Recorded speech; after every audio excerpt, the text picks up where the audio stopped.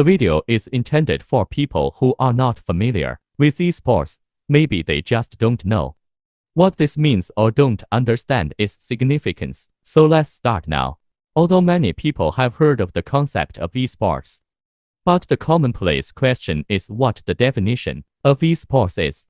It's literally short for electronic sports. So we can see esports is actually a competitive game from its abbreviation, either as an individual or as a team. The idea of esports has existed since video games has existed. Esports has a strong social component. For example, the platforms such as Twitch and YouTube. Mainstream social media platforms further strengthen these connections. The industry encompasses opportunities in gaming, media, pop culture, and commerce. In most cases, esports tournaments are team-based. There are various leagues in which teams compete for positions in matches throughout the year, culminating in one giant final event and a mega prize. Some tournaments are global, while others are regional. In region-specific competitions, for example, European teams play only against other European teams, Asian teams against other Asian ones. However, there are also some matches consist of one-on-one, head-to-head matches, like one person plays against another individual. When on the game, people can play against strangers, even people who are in other countries. There are many games that are considered as esports and have many tournaments and prizes. There are lots of chances for people to compete.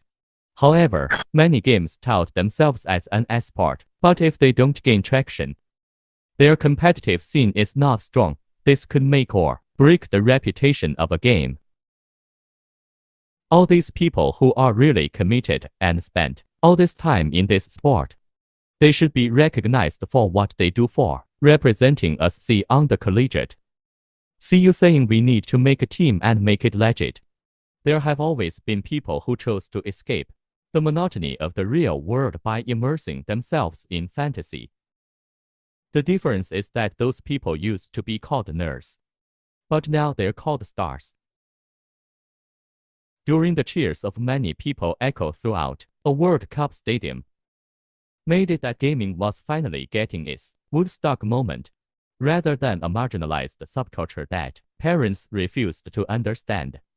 Esports is the newest part of mainstream culture, and before long any more trying to ignore its global significance will be lying in its wake wondering how computer games took over the world. This is how esports is so popular around the world today.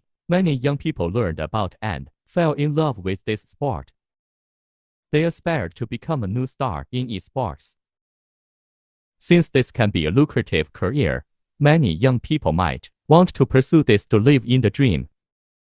Luckily, it's become more and more common for universities to treat these competitors as other athletes are, meaning there are significant scholarships for these people to attend a given university.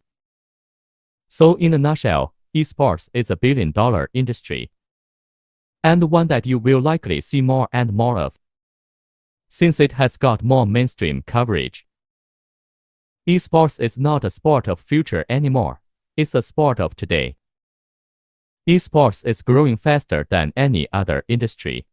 The popularity of esports among the youth is reaching not only developed nations, such as South Korea, Sweden, or the United States, but also developing countries within the Southeast Asian region. Now, esports is growing exponentially as a spectator sport. This is true in Malaysia as well.